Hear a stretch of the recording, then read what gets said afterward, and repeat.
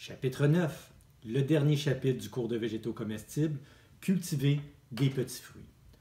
On a vu dans le chapitre précédent sur les arbres fruitiers que c'était quand même assez demandant la culture des arbres fruitiers à cause de tout ce que ça impliquait, la taille, le suivi phytosanitaire, etc. Pour la culture des petits fruits, c'est déjà un petit peu plus simple. Bon, les fraises, on va voir qu'il y a vraiment deux méthodes complètement différentes pour cultiver les fraises. Une qui est hyper simple, l'autre qui est un petit peu plus complexe, mais quand même pas si compliqué non plus. Et pour les autres petits fruits, particulièrement pour les framboises et les bleuets, on va voir que c'est très simple. Quelqu'un qui veut s'initier à la culture des fruits à la maison, idéalement devrait commencer avec des petits fruits comme les framboises ou les bleuets. Les fraises, on va voir, comme je vous disais tantôt, deux techniques différentes. Donc, cultiver des fraisiers. Pour le sol, on tourne toujours autour des mêmes choses, hein, comme pour les arbres fruitiers. Donc, des sols à texture moyenne à légère, donc intermédiaire à un petit peu plus sableux, bien drainés. Les fraises, souvent quand on va cueillir des fraises, d'ailleurs, on le remarque, là, si on est un petit peu curieux, le sol est relativement léger, relativement sableux. Donc, des sols bien drainés, c'est important pour les fraisiers. Sinon, on va se retrouver avec des maladies fongiques. Le pH autour de 6,5. Souvent, les gens pensent que les fraises ou les framboises, c'est cultivé dans les sols acides. Pas nécessairement. C'est un sol qui est relativement neutre, au pire un petit peu plus bas que neutralité, mais pas mal autour du 6,5 aussi. Amendement et fertilisation, comme pour les arbres fruitiers, du compost et des engrais avec un ratio autour de 1,2,2 ou 1,2,3. Donc, encore une fois, plus de phosphore et surtout beaucoup de potassium. Généralité. Premièrement, les fraisiers, comme la plupart des petits fruits, sont auto-fertiles. Ça va être la même chose pour les framboises, les bleuets et les raisins. Ils peuvent être cultivés en terre, mais aussi en contenant, donc en pot, en panier, en balconnière, puis même des contenants, des sacs sont spécifiquement faits pour la culture des fraises. C'est là qu'on va voir les deux techniques. La technique en terre en est une, la technique en contenant en est une autre, la technique en contenant étant beaucoup plus simple. Donc, c'est une plante vivace, il revient d'année en année. Il peut être des fois un petit peu fragile au gel, mais de façon générale, il résiste assez bien. Donc, plante vivace, relativement rustique, zone 3 en général. On va voir tantôt qu'on la couvre quand même pendant l'hiver pour être sûr qu'elle survive. Et elle se reproduit par marcotage. Donc, le plant de fraise va faire ce qu'on appelle des stolons. Le plant mère va faire des stolons et va reproduire des plants filles. Donc, avec un seul plant de fraise, vous allez pouvoir faire plusieurs autres plants, simplement en le laissant se reproduire. La plante ne peut pas tout faire en même temps. Si elle met son énergie sur les fruits, elle va avoir beaucoup moins d'énergie pour faire des stolons et des plants filles. Si on lui enlève les fruits, elle va faire beaucoup plus de stolons, beaucoup plus de plants filles qui, eux, pourront être productifs aussi. C'est ce qu'on va voir dans la technique tantôt. Mais en attendant, je montre comment ça fonctionne. Donc, vous avez ici votre plant mère de fraises. Vous avez ce qu'on appelle des stolons, donc on dit reproduction par marcotage. Donc, le plant mère va faire des stolons. Il va en faire plusieurs. J'en ai fait seulement d'un côté, là. Et ça, ici, ça va s'enraciner et ça va devenir des plants filles. Donc, les plants filles s'enracinent et l'année prochaine, ces plants-là vont pouvoir vous produire des fraises tout autant que le plant mère. Donc, c'est la façon que les fraisiers se reproduisent. Les fraisiers peuvent être de deux types. Il y a ce qu'on appelle des fraisiers standards et des fraisiers remontants. Remontant, ça ne veut pas dire que la plante elle est grimpante. On appelle les plantes remontantes dans les fruitiers des plantes qui produisent sur une plus grande période. Certains appellent ça les fraises d'automne ou les fraises 4 saisons. Donc, c'est des fraises qui produisent du milieu de l'été jusqu'à la fin de l'été. Alors que les fraisiers standards ne produisent que, généralement, ça dépend des variétés, mais autour de la Saint-Jean-Baptiste pour une période relativement courte. Alors que les fraisiers remontants, production est allée sur une plus grande période, normalement de fin juin à fin septembre, selon les variétés.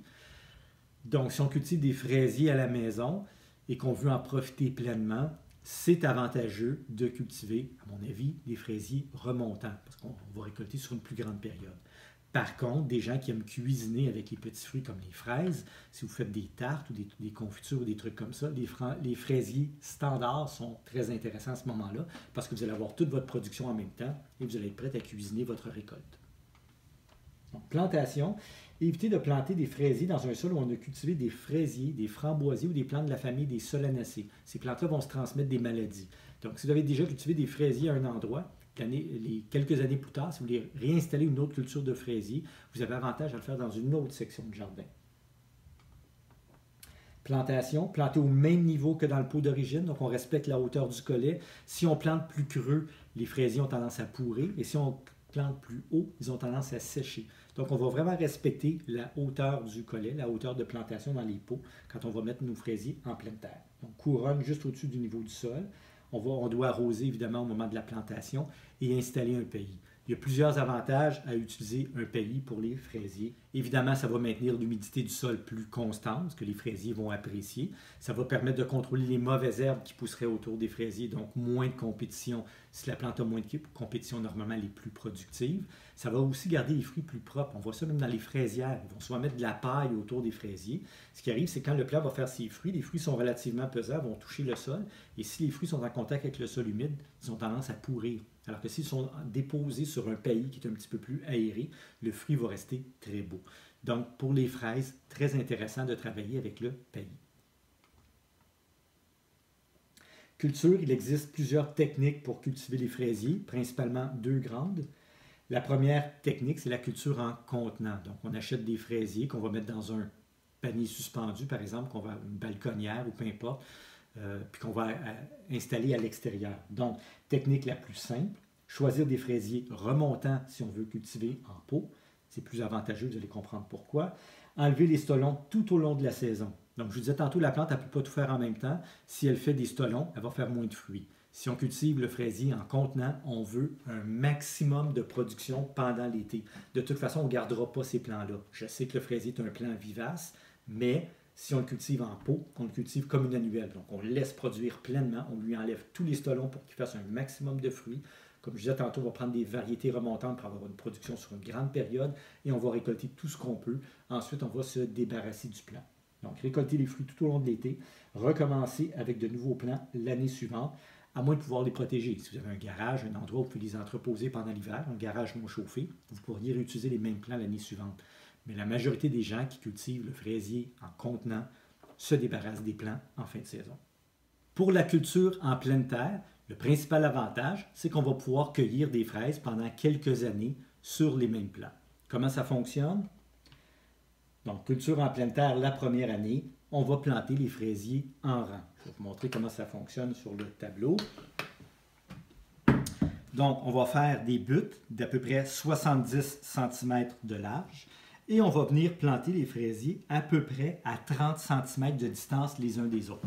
30 cm, 40 cm, ça c'est pour les fraisiers standards. Si on cultive des fraisiers remontants, on va les mettre un petit peu plus près, à peu près à 15-20 cm les uns des autres. Donc ça c'est sur la butte. Et ce que j'ai fait ici, dans le fond, ce que j'ai mis en jaune, c'est les plants mères, les plants qu'on a plantés la première année. Et pendant la première saison, les plants mères vont diviser leur énergie en deux choses, faire des fruits et faire des stolons. On va les empêcher de faire des fruits la première année. Donc, c'est une mauvaise nouvelle pour les gens qui plantent des fraisiers et qui ont hâte de goûter les fruits. Idéalement, la première année, on ne devrait rien récolter. On va même enlever les fleurs à mesure qu'elles apparaissent pour être sûr que la plante émette toute son énergie à faire des stolons. Donc, votre plant mère va faire des stolons, c'est ce que j'ai dessiné ici. Ce qu'on voit ici, les tout petits dessins, c'est des plants filles. Donc, à la fin de la saison, vous allez vous retrouver avec une planche qui est relativement bien remplie, avec des plants mères et des plants filles, pas de fleurs, pas de fruits. Donc, première année, planter les fraisiers en rang, enlever les fleurs. Pour les standards, on va enlever les fleurs tout l'été. Pour les remontants, on pourrait attendre au milieu de la saison, puis après ça, les laisser partir en fleurs et en fruits. Mais surtout pour les standards, on va enlever les fleurs pendant la première saison au complet. Quand arrive l'automne, on va recouvrir les fraisiers avec de la paille pour les protéger du gel. On va attendre qu'il y ait quelques gels légers autour de -5 et ensuite on va installer la paille qu'on va seulement enlever le printemps suivant, évidemment. Donc, première saison, idéalement, pour les fraisiers standards du moins, on ne récolte absolument rien. Deuxième année, au mois de mai, à peu près, on va enlever la paille avant que ça se mette à pourrir en dessous. On va récolter les fruits au fur et à mesure qu'ils mûrissent. On va éliminer une partie des stolons. Je vous disais tantôt, on veut avoir des plants filles, mais on ne veut pas en avoir trop non plus. Parce que si on laisse le fraisier faire des plants filles, bien, les plants filles vont aussi faire des plants petites filles. Et les plants petites filles, petites filles. Et éventuellement, votre fraisière va être vraiment remplie de plants. Et quand c'est trop dense, les fraisiers, bien, on se met à avoir des maladies fongiques. Donc, on va quand même éclaircir un petit peu. Avec la deuxième saison, ça va se partager en production de fruits surtout, puis il va peut-être avoir quelques stolons aussi qui vont produire des plants petites filles.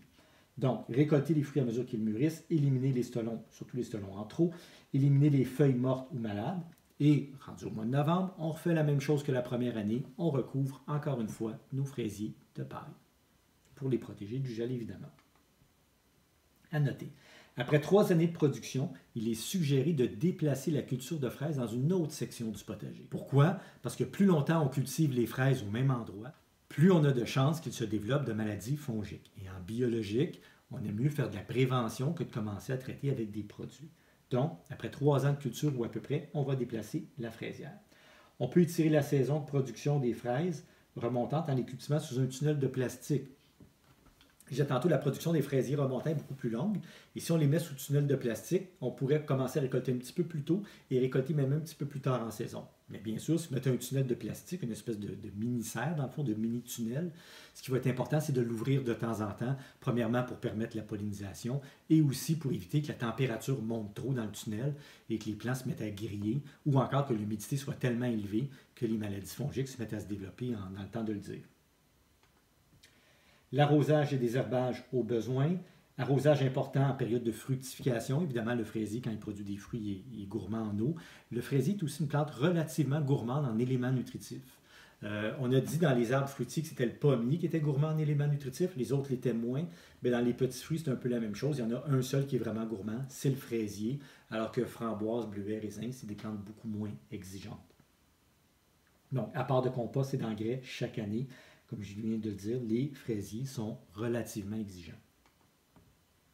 Pour ce qui est des insectes, donc la punaise terne, petit insecte brun dont les larves piquent les fruits. Donc on voit des fraises piquées par la punaise terne, les fruits ont tendance à se déformer. Prévention, désherbage, on garde le jardin, la fraisière le plus propre possible. Donc souvent les insectes vont se cacher dans les mauvaises herbes. Donc en désherbant régulièrement, il y a moins de risques d'avoir des problèmes de punaise terne. Et retournement du sol à la fin de l'année de production pour exposer les punaises à l'extérieur.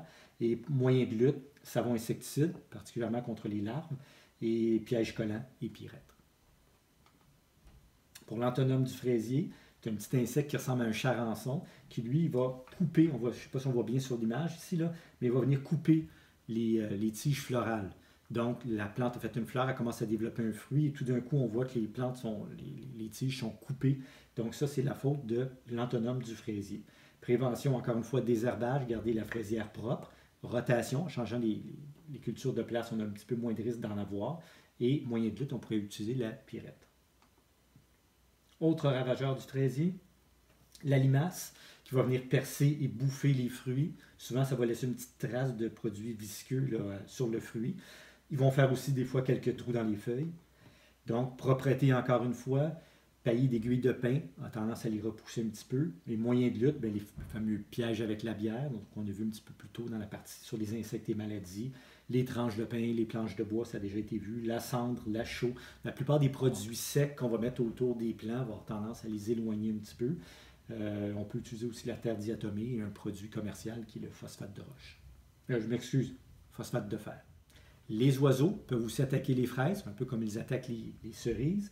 Donc, attaquent les fruits en faisant des trous de grande dimension. Prévention, un peu comme pour les cerises, des filets de protection vont nous aider à nous protéger, à protéger plutôt les fruits des oiseaux. Pour ce qui est des maladies, les fraisiers sont aussi assez sensibles aux maladies. Encore une fois, c'est des plantes de la famille des rosacées. Donc, pourriture grise, on avait vu ça dans les cerises. On va revoir ça d'ailleurs aussi dans les raisins. Donc, une moisissure grise qui apparaît sur les fruits. Donc, le mildiou, on avait vu ça aussi. Donc, les feuilles se nécrosent, taches brunes et sèches sur le fruit. Donc, on voit ça entre autres dans les tomates, bien sûr, le mildiou.